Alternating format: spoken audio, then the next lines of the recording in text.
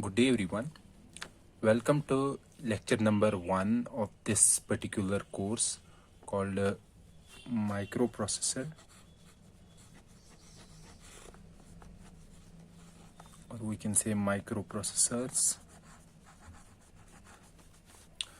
So in this particular course we will be discussing about microprocessors, what are microprocessors, and more specifically we will be discussing about one special microprocessor, that is 8085. Okay, so we will be discussing about this specific microprocessor 8085. So before starting this lecture, you have to understand why there is a need of a microprocessor, why we require to use microprocessors. Okay, why, or we can say why we are studying this course.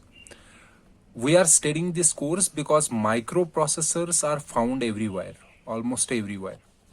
For example, the mobile phone through which I am recording this particular video, it uses microprocessor. For let's take remote controller, it is using microprocessor. Microphone, it is using microprocessor. Camera, it is using microprocessor. And you can think of any device that is able to perform some intelligent task. Okay, that device contains a microprocessor.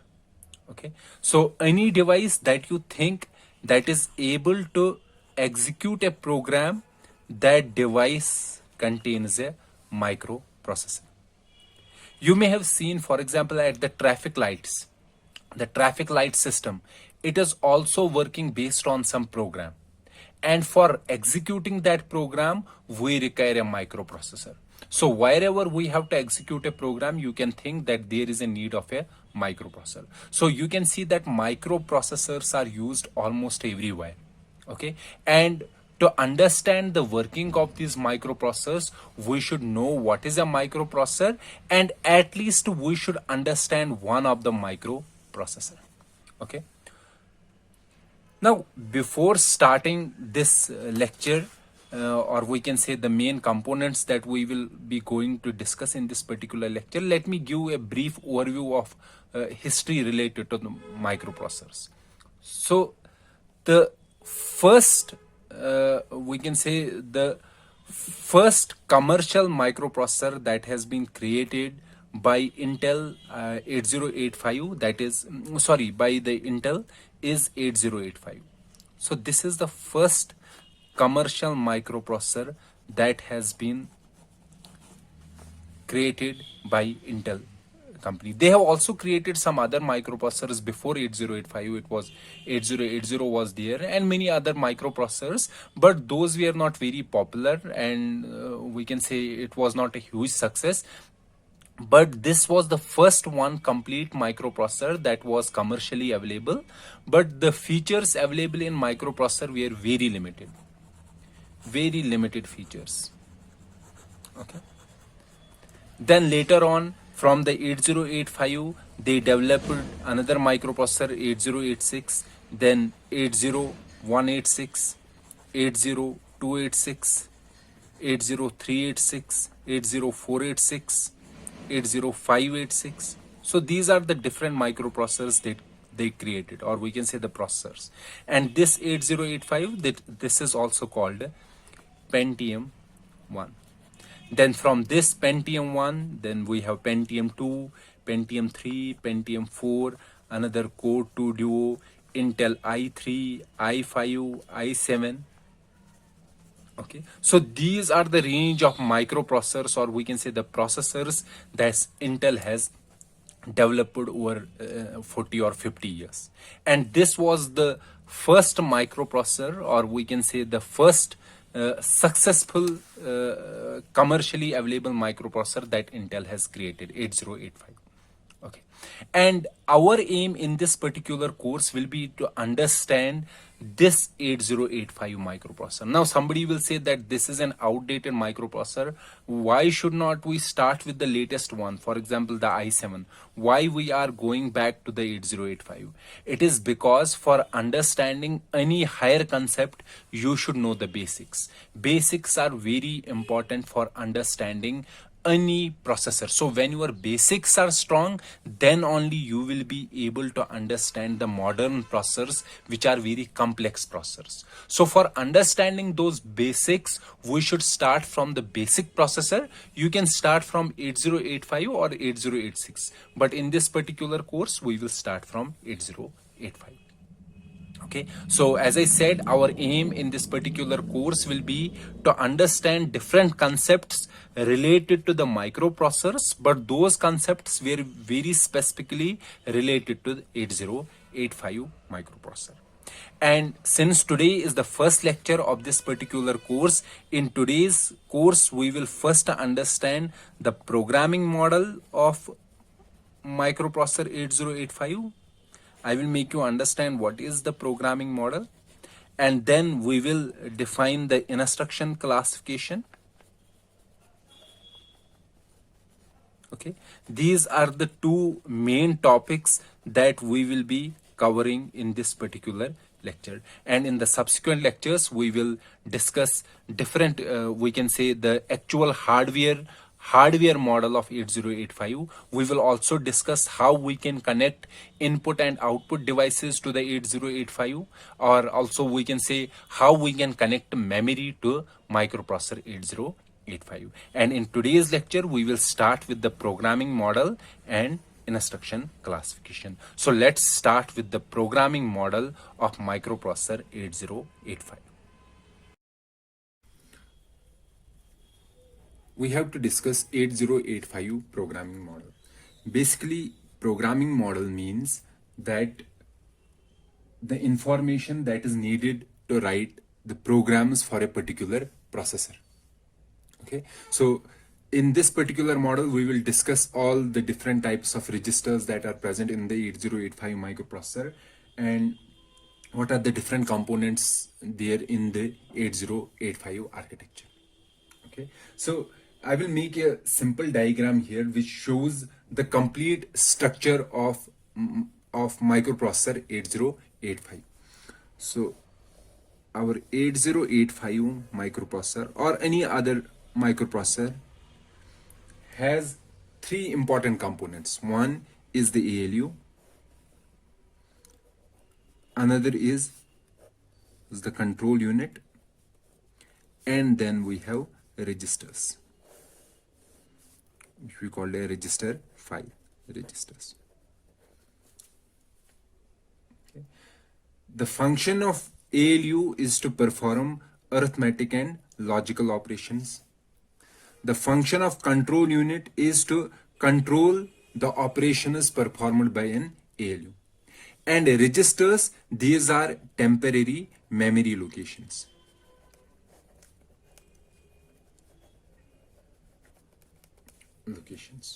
Okay, so first of all we will discuss about the registers. What are the different types of registers they are present in the 8085, and accordingly we will discuss how we can write the assembly program for 8085 microprocessor. Okay, so apart from these ALUs, registers, control unit, there is a timing circuit also with this control unit which provides the timing information. Fine, and this microprocessor, our microprocessor, this is connected to the external devices, the peripherals, using buses. So what is a bus? A bus is a set of wires, and there are three buses in 8085 microprocessor. One is the address bus, the second is the data bus, and the third is our control bus.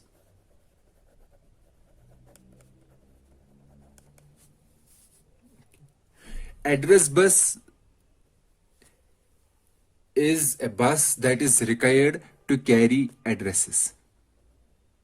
So what kind of addresses? For example, this microprocessor has to communicate with the memory.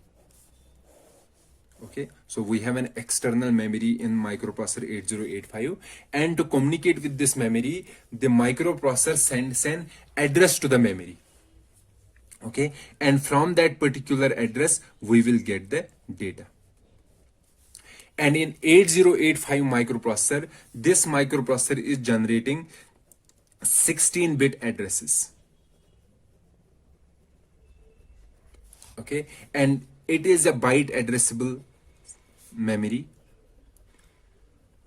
So that means 16 bits can easily address 2 raised power 16 locations. Or we say the size of memory is 2 raised power 16 bytes. And that is equal to 64 kilobytes. So the maximum memory that is supported by 8085 microprocessor is 64 kilobytes. And for communicating with this memory, the microprocessor uses the address bus to send an address to the memory. And since the address is of 16 bits, so this address is 16 bit wide. Or we can say there are 16 address lines in the address bus, or in other words 16 wires in address bus. Then we have a data bus. Data bus, as the name itself suggests, that it carries data. And we know that 8085 microprocessor is an 8-bit processor. 8-bit processor means that it can process 8 bits at a time, or it can send and receive data in chunks of 8 bits. So the data bus will be of 8 wires or 8-bit wide. Then we have a control bus. A control bus is the set of wires that are used to carry control signals. Control signals. So what kind of control signal does it carry? For example, if microprocessor has to, when a microprocessor is sending an address to a memory, it will also send a signal. For example, whether it want to read or it want to write. So this read and write are control signals, and they are sent through a control bus.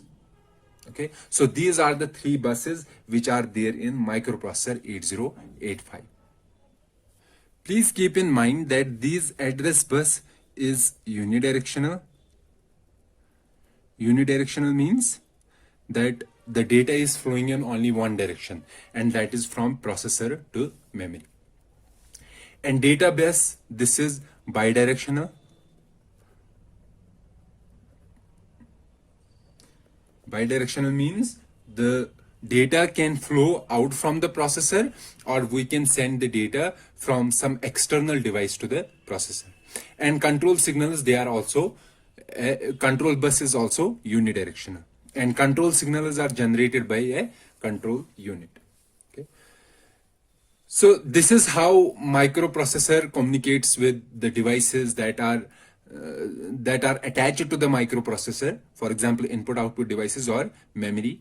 So using address bus, data bus, and control bus.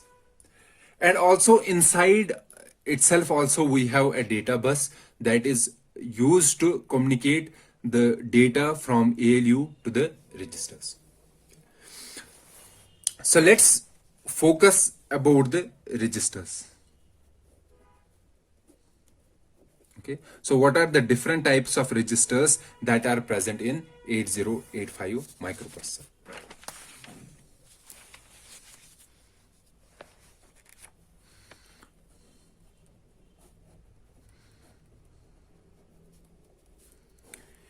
In 8085 microprocessor, there are 6 general purpose registers.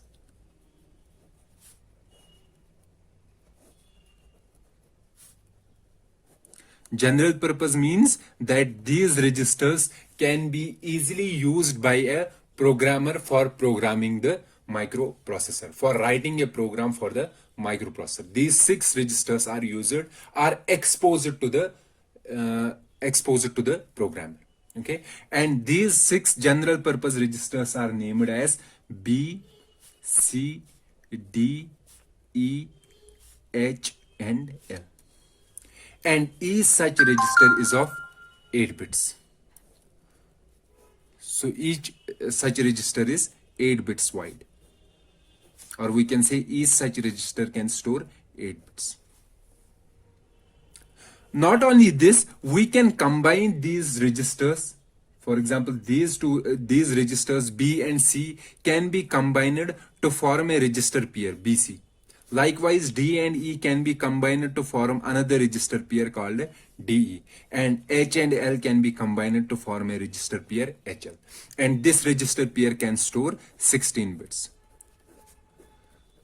So there is a possibility that we can use these registers either alone. For example, B can be used alone, C can be used alone. However, if we have to store a 16-bit number, then in that specific scenario, we can use these two registers as a pair, and this pair can be used to store 16-bit numbers.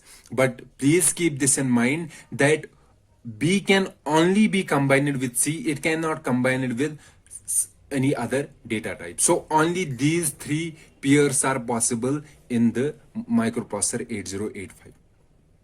Okay. So these are the 6 general purpose registers. Apart from these 6 general purpose registers, we have another register which is called the accumulator.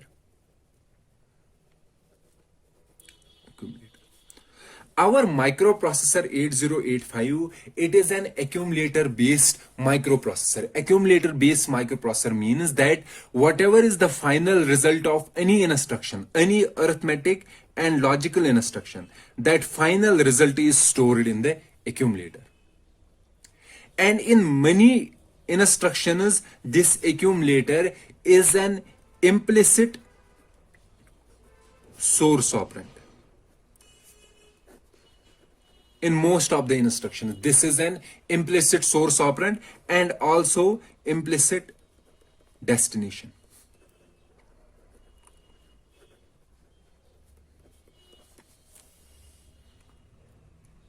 Okay, so accumulator is a special type of 8-bit register and it is denoted by A.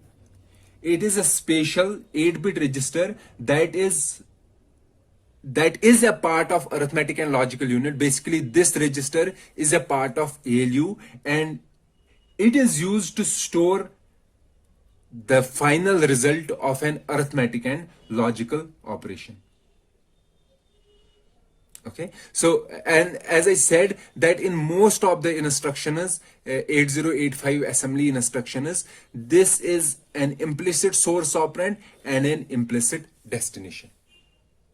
Okay, for example, I am writing an instruction here, add B. And we know that for any instruction, we need a destination register in which we have to store the final result, and we need source registers. Source registers means on which we have to perform the operation. For example, in this particular instruction, destination is by default A, accumulator. It is implicit destination for this particular instruction. Okay, and the source operands are, one source is B, another implicit source is A. So these are the two source operands. So source means that this instruction has to add the contents of B to the contents of A and store the final result in A. Okay, so this is about the accumulator. So accumulator is a special type of register that is present inside the ALU, arithmetic logical unit, and the functionality of accumulator is to store the final result of an arithmetic and logical operation. So this is the second type of register that is present in 8085 microprocessor. Then we have another register which is called flags. A flag register. Basically, flag register is also 8 bits. So it is an 8-bit register, for example, here.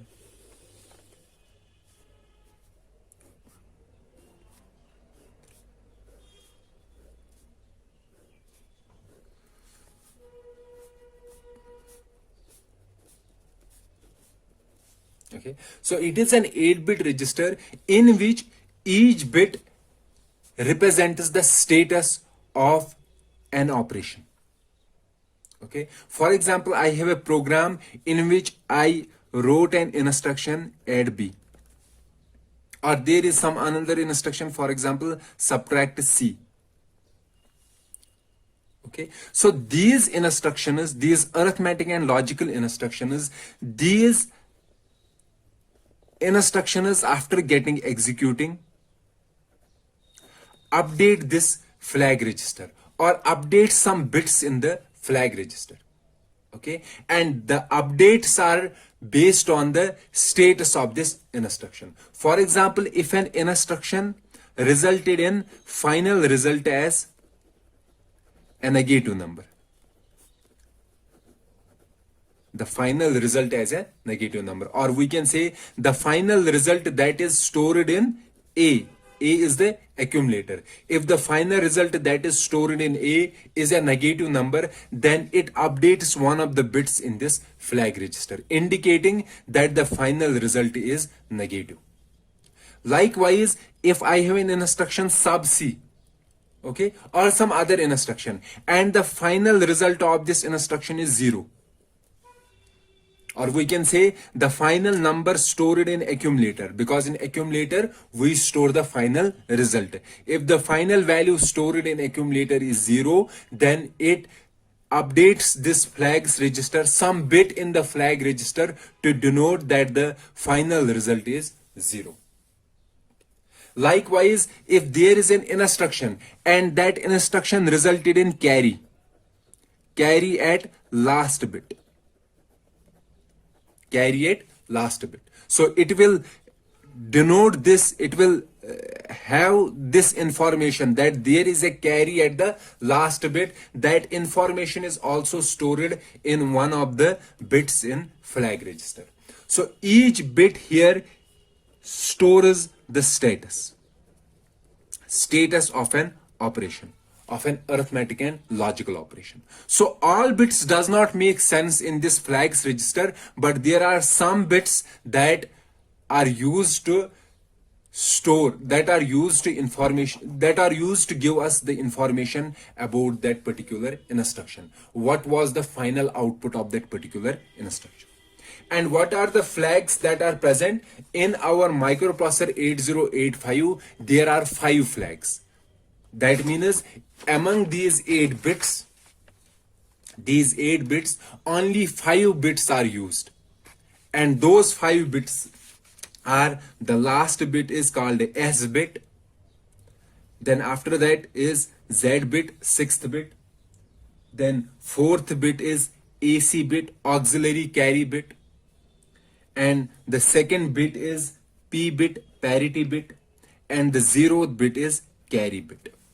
So these 5 bits or these 5 flags store the information or give the status of the current instruction that has been executed.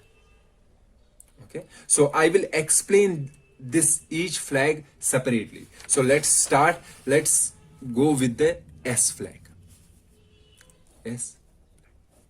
So for every flag or every bit in the flags register, there are 2 possible values. It may be either 1 or 0. 1 is called set and 0 is called reset. So S flag is set if the result of an instruction or the final value stored in the accumulator is negative. Okay, for example, if A is 0 and B is 3, now I am writing an instruction sub B. That means subtract B from A and store the final result in A. What will be the final output? The final output will be -3, or we can say the final output is a negative number. And this status is stored in this S flag. So it will keep this bit as 1. It will update this bit as 1. So in the flags register, in this particular flags register, after executing this instruction sub B, it will update this bit, this S bit, and it will set this bit. Set means it will keep this 1. Okay, so S flag is used to denote what was the sign of the final output, final result. Then after that we have another flag called Z flag, and this is called zero flag. And this bit is set if result is zero. Okay, if final result is zero. And it is reset means the value is zero if the result is non-zero. Okay, for example, if I have an instruction, let's say a is equal to 0 and b is also 0. Okay, and I am doing add b, add the contents of b to a accumulator and store the result in accumulator. So what will be the final result of this instruction, output of this instruction? A equal to 0. So the final result is 0. So this particular instruction will set the 0 flag in the flags register. Then after 0 flag we have AC flag. This is called a auxiliary carry flag, and auxiliary carry flag is set if there is a carry from third bit. Carry from third bit. What do we mean by third bit? For example, as I said that in 8085 microprocessor, every number is of 8 bits or every register is of 8 bits. So let's say this is one register. Okay, let's say this is B. And I have to add this register to accumulator. And in accumulator, we have the following stored 00001000.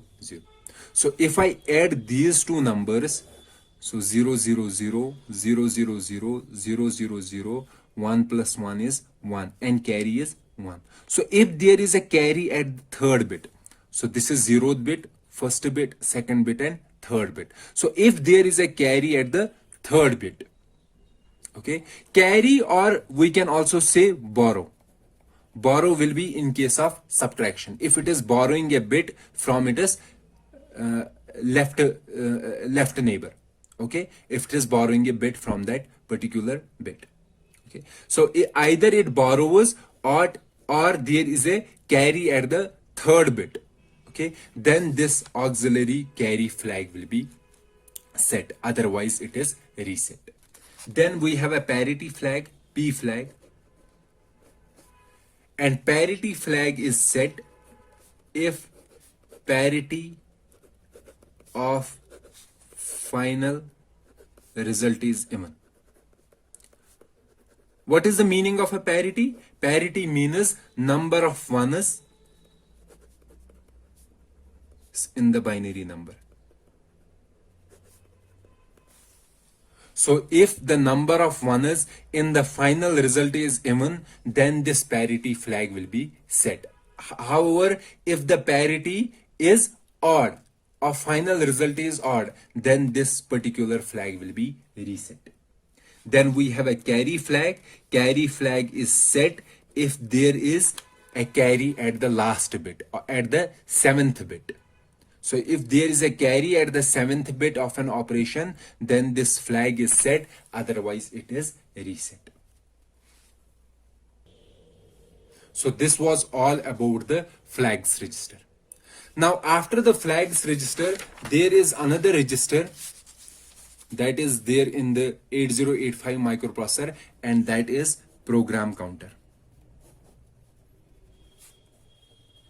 Program counter is a special type of register which we also called PC, and this register stores the address of an instruction that is to be executed. That is to be executed.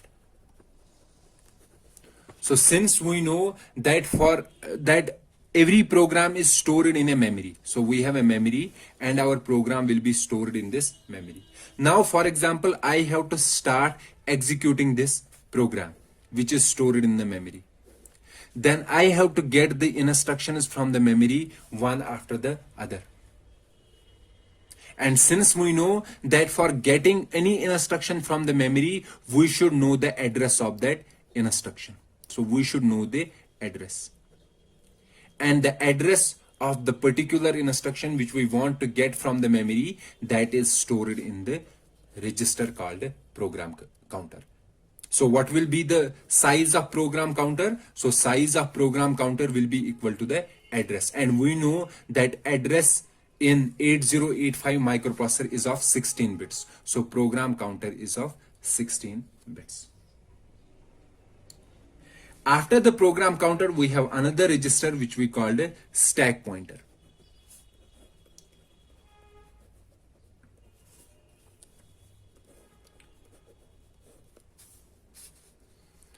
Okay, so what is a stack pointer? In our memory, read-write memory, so there is one portion in the memory which is kept reserved for the program, and that particular memory is called a stack. Okay, the program during the execution stores some of its temporary data on the stack, and during the operation itself it can use the contents that are stored in the stack. And to point to the stack, we need a memory pointer so that we can access the stack.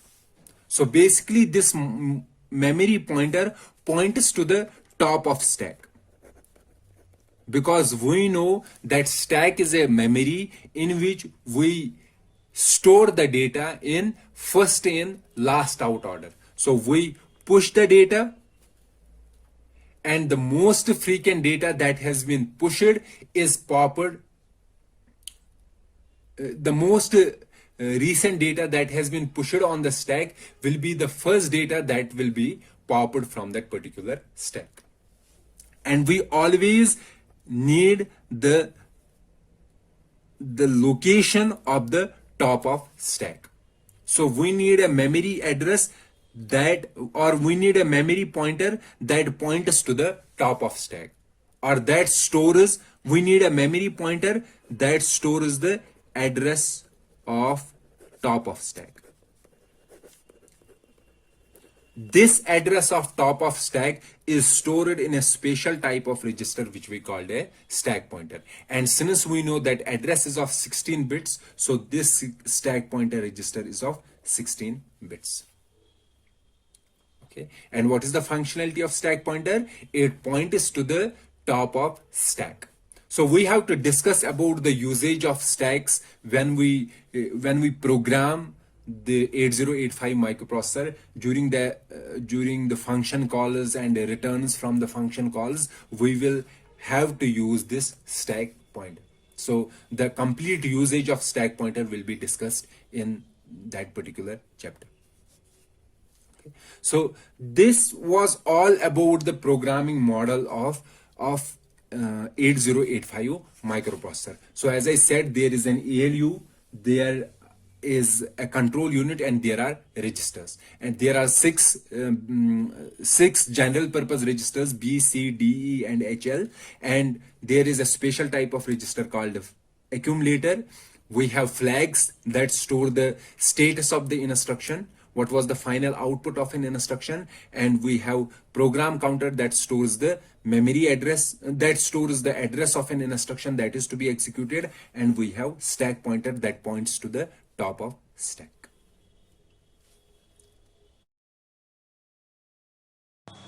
So this completes the programming model of microprocessor 8085. Now let's move to the next topic, that is instruction classification. Instruction classification. We will be discussing about the different types of instructions,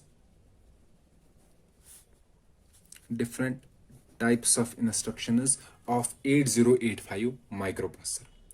Any microprocessor or any processor that is to be designed, so we have to first design the ISA of that particular processor. ISA means instruction set architecture. So before designing any processor, we have to design the ISA. ISA means we have to design the instructions that we want our processor to execute. Okay, so the different types of instructions or different formats of instructions that we want our processor to execute, that those all the instructions form the instruction set architecture of a processor. Okay, and this is also called a instruction set.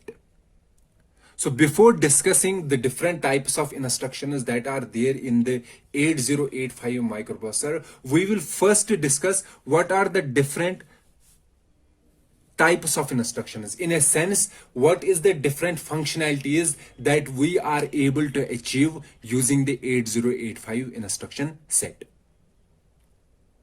Okay, for example, we have some instructions that are used to transfer data from one location to another location.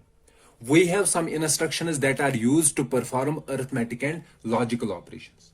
Likewise, we have some instructions that are used for branch operations. Branch means going from one location to another location. Okay, so let's discuss what are the different types of instructions that are there in the microprocessor 8085. The first type of instructions are data transfer instructions, or we can say the copy instructions, copy operations.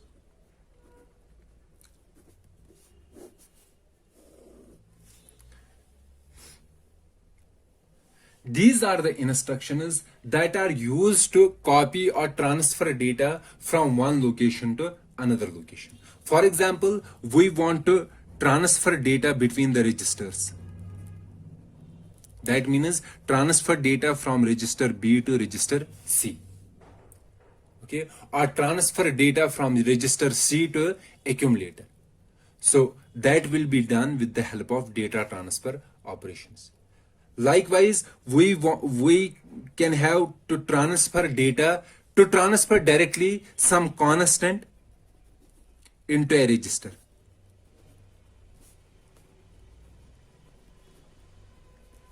Okay, into a register or a memory location.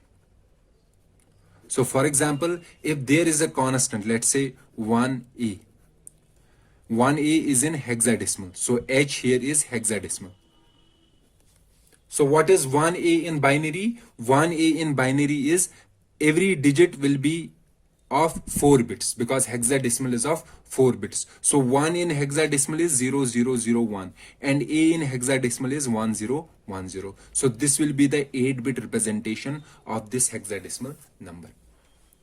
And in 8085, while discussing the different numbers or the encoding of the instructions, we will use hexadecimal numbers instead of binary numbers, because we know that finally every instruction or every data will be in binary format. However, for our easiness, we will, instead of writing in binary format, we will write in hexadecimal format. So let's say we have this number 1A and we want to store this number in some register C or in some memory location with address 2050H. See here, so memory address is of how many bits? 16 bits. So it is 4 hexadecimal numbers and each number is of 4 bits. So 4 into 4 will be 16. So basically it is a 16-bit number.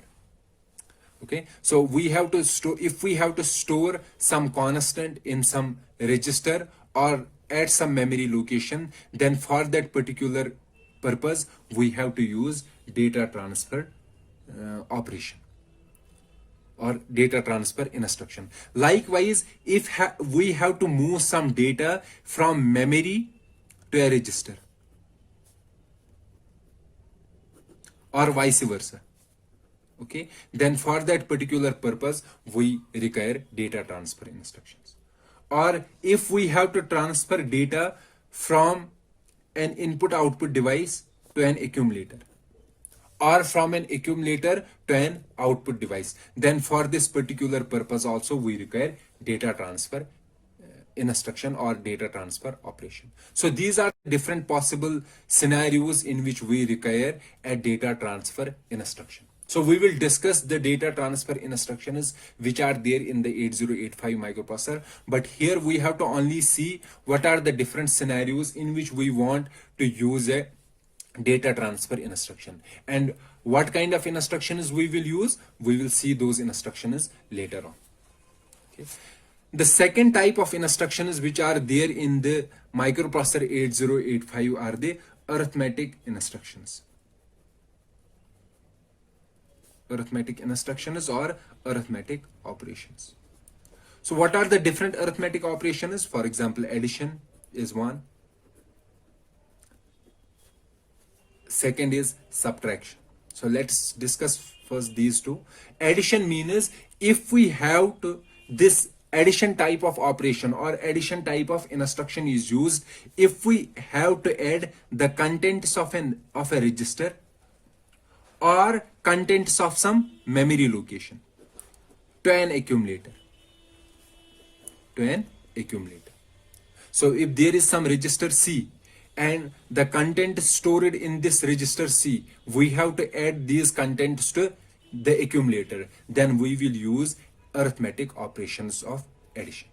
Likewise, if there is some data stored in the memory at some location and we want to add this data to A, then for that particular purpose we require addition instruction. Now for example, if we want to add two registers C and B, these are two registers, we have to add the contents of C and B. Then in 8085 microprocessor, there is no instruction that can directly add the contents of two registers.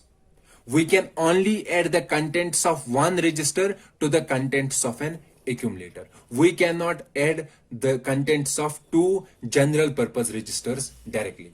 We have to follow 2 or 3 steps, then only we can achieve this purpose. For example, if we have to add B and C and store the result in A, then the instructions possible are add C. Okay, first we should have in A we should have 0. So add C will add C to accumulator and store the result in C. Then do add B. So this will add B to A. So what was there in the A? In A we were having C. So after executing this instruction, A contains B plus C.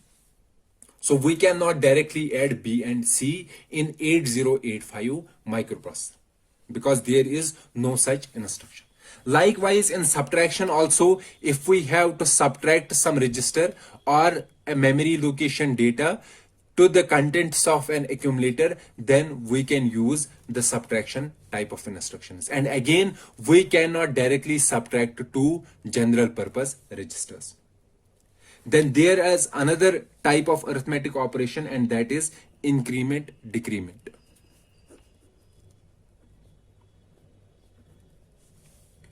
Increment decrement means that if you have to increment some register or some memory location or the data contained in memory location, if you have to increment that particular data or decrement that particular data, then we will use increment decrement operations.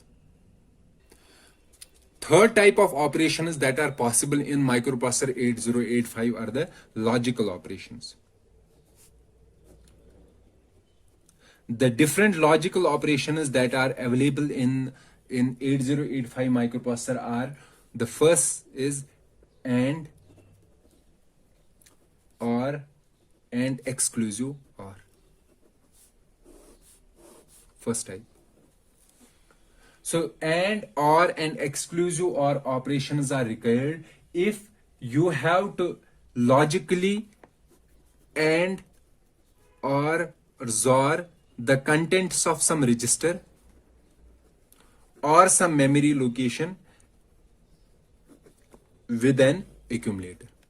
So we will XOR the contents of a register with accumulator and store the result in accumulator. Likewise, and the contents of register with an accumulator and store the result in accumulator. So for those particular purpose, we require these instructions.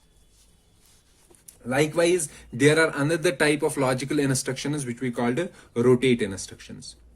So the functionality of rotate instruction is to rotate the bits of an accumulator. Rotate either left or right. For example, if I have an accumulator and we know accumulator is of how many bits? 8 bits. So if let's say the 8 bits are like this, 1, 2, 3, 4, 5, 6, 7, 8. And I have to rotate the bits. I can rotate either left or right. Rotate means taking the bit from here and putting it at the end. So this will be left rotate, or we can have a right rotate. Okay. So for this particular purpose, we use a rotate instruction. And another type of logical operation is, or logical operations in 8085 microprocessor is the compare. Compare instructions are used when you have to compare some register value or some memory value. Memory value means something stored in the memory. If you have to compare this with the contents of accumulator A, then we will use compare instructions. So what will be the different compare instructions? For example, if we have to compare as an equality, if they are equal, or if one is greater than another one, if the register contents are greater than the accumulator contents, then we will use compare instructions. Then another type of logical operation that is there in the 8085 microprocessor is the complement. Complement instruction or operation is used when you have to complement the contents of an accumulator.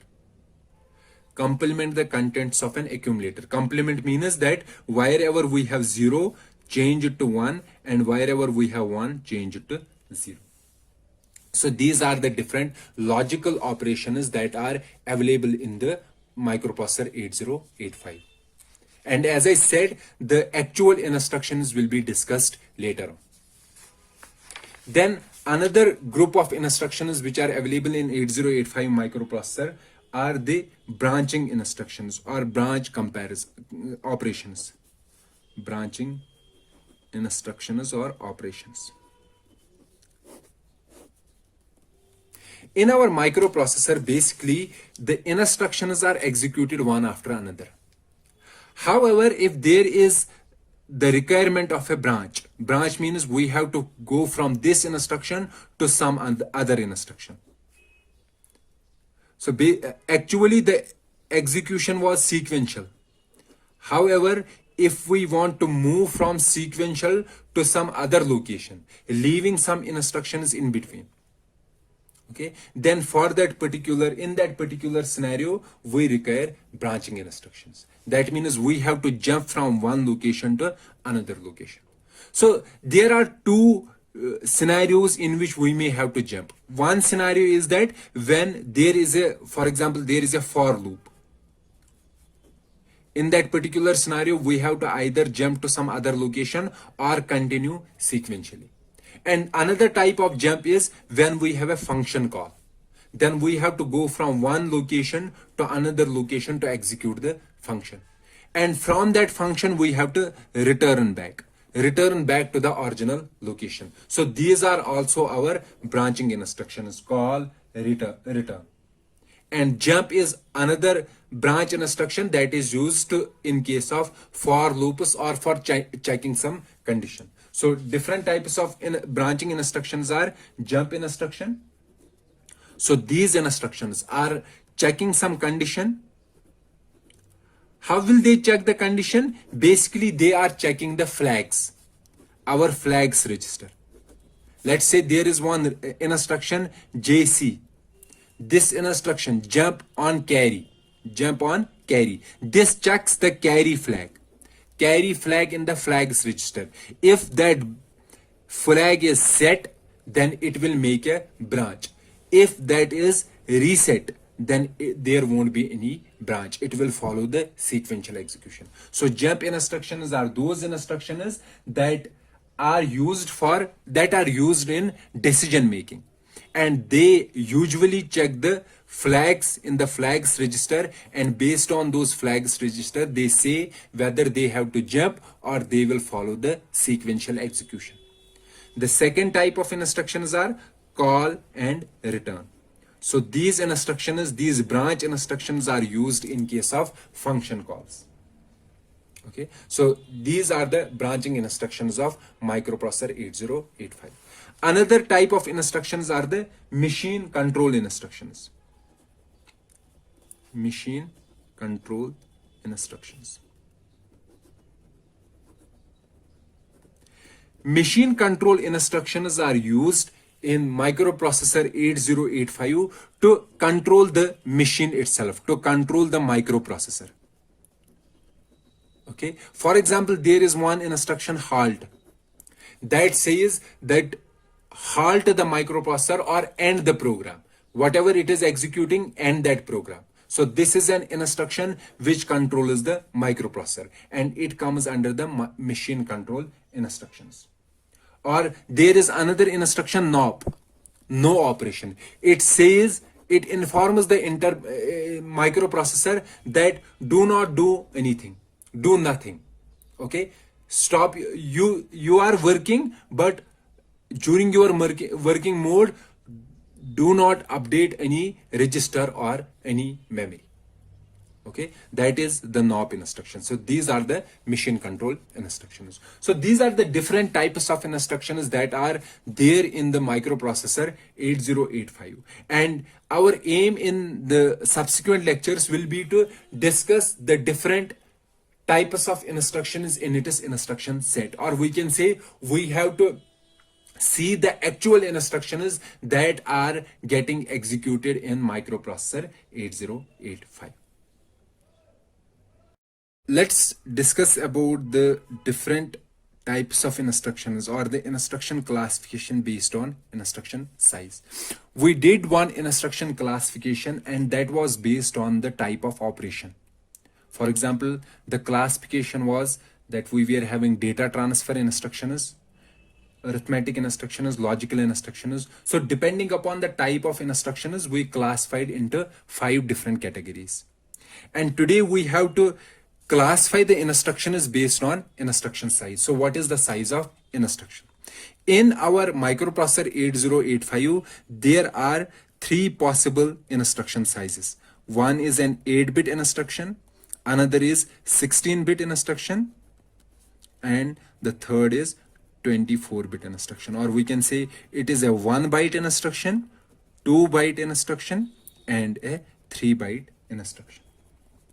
Okay, so before discussing these different types of instructions based on instruction size, let me first clarify what is an instruction. Basically, instruction is a command to a processor. Command to a processor to perform some operation. And instruction has 2 parts. One is the operand, another is opcode. So opcode says the type of operation. So what type of operation I have to perform? For example, add, subtract. And operand is the data on which I have to perform the operation. So opcode and operand together forms an instruction. Okay. Opcode says the type of operation and operand says the data. There are different mechanisms by which operand is specified in an instruction, or we can say by which data is specified in the instruction. For example, this may be specified, this operand may be specified as a register. Let's say this is an instruction, add B. This is an assembly instruction of 8085 microprocessor which says add the contents of B to the accumulator and store the result in accumulator. So here operand is B. B is operand. Or we can say B contains the data. And this operand is specified in the form of register. Okay. The another instruction is, let's say for example here we have MVI. MVI B03H. So this instruction says that move the immediate value. Immediate is this constant value. This is constant value.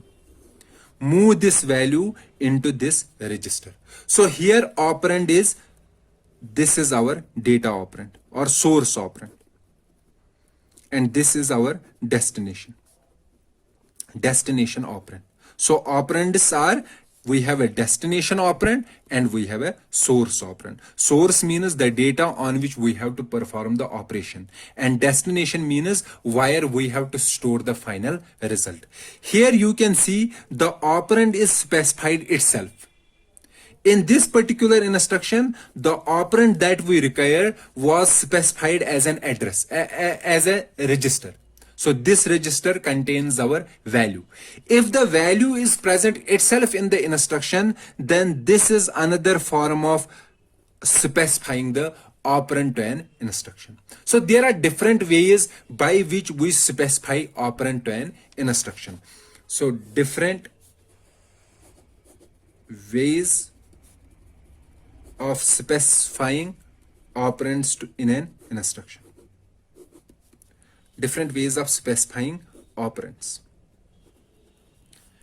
And this is called an addressing mode. So what do you mean by an addressing mode? Addressing mode means the different ways of specifying operands in an instruction. So we have multiple addressing modes possible. So one of the addressing mode is when the operand is present as a register. Another addressing mode possible is when the operand is present itself, when the value is present itself. Okay, so there are other addressing modes possible also. There are, for example, 10 to 15 addressing modes, possible addressing modes. However, microprocessor 8085 uses only 4 addressing modes. Only 4 ways of specifying the data. And one is called register mode or register direct mode. Another, where the data is present itself in the instruction, is called immediate mode. Another one is called indirect mode. And the fourth one is memory direct mode or memory mode. So this register mode and immediate mode, we already discussed the example. Register mode is where the value of operand is present in the register, and that register is given in the instruction. Immediate mode means the value of an operand is present in the instruction itself. For example, this particular instruction. Indirect mode, before discussing the indirect mode, let's discuss this memory mode. For example, the instruction is LDA2050H. So this instruction says that this is one of the operand, and operand here is the memory address. This instruction says go to this address, and take a data from this address and store the data in accumulator A. And in this particular instruction, the address from which we have to get the data, the memory address, that particular address is present in the instruction itself. And this type of mode is called a memory mode. Then another mode is the indirect mode. Indirect mode is like the memory mode itself, that we have to go to the memory and get the data from the memory. In the direct mode, the memory location from which we have to get the data, that location, that address was present in the instruction. However, in the indirect mode, we don't give the memory address directly. However, we use a register pair. For example, HL, register pair. So this register pair stores the memory address from which we have to get the data. For example, there is one instruction which we called move C, M. C is the register. Okay.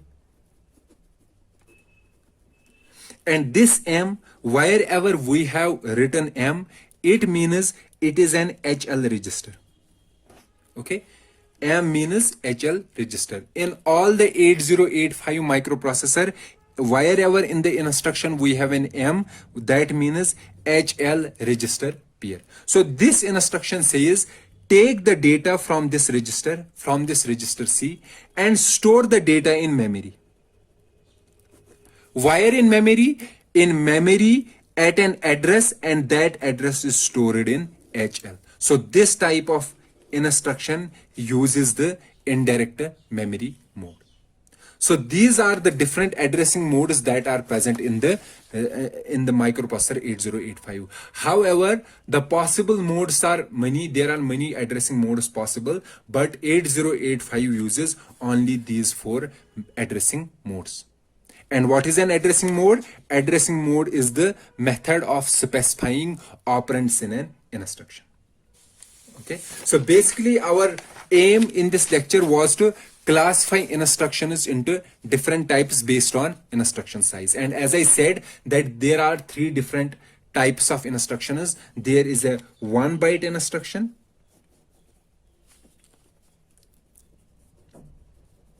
one byte instruction is an instruction that is stored in a single byte, though, or we can say it is an 8-bit instruction. Okay, 2 byte instruction is an instruction that uses 2 bytes to store itself, and the 3 byte uses 3 bytes to store the instruction. Okay, so let's take the example of a 1 byte instruction. For example, here is one instruction, move C, A. So this instruction says move the contents of A to the register C. And this is a single byte instruction. And the encoding of this instruction is 01001111. So it is an 8-bit instruction. If you write this in hexadecimal this will be 4 and this is F. So in hexadecimal, this instruction will be 4FH. So this particular instruction. Likewise, we have another instruction, add B. This is also a 1 byte instruction. It says add the contents of B to A. A is accumulator, and store the final result in A. And the encoding of this instruction is 10000000. So it will be 80. So 80H is this instruction. Okay, so these instructions are 1 byte instructions, and in these instructions, if you can see that first is an operand, first we have an opcode followed by operands.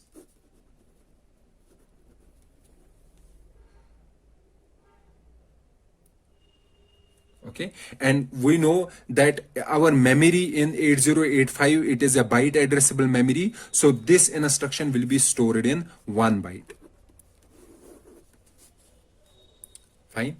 Then after 1 byte instructions, we have 2 byte instructions. So these are the instructions that occupy 2 bytes in the memory, or we can say they are of 16 bits each.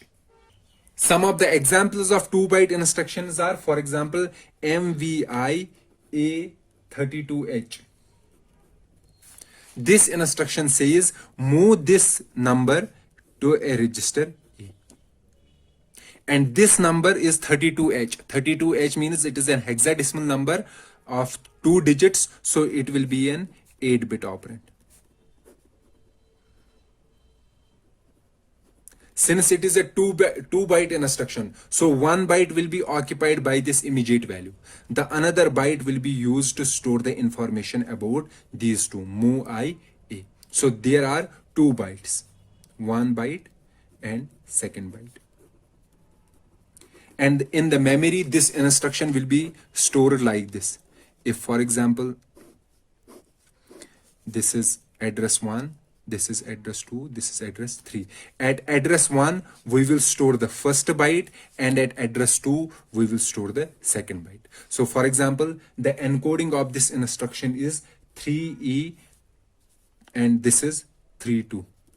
So this is the encoding 3E32. So this byte will be stored at address 1 and this byte will be stored at address 2.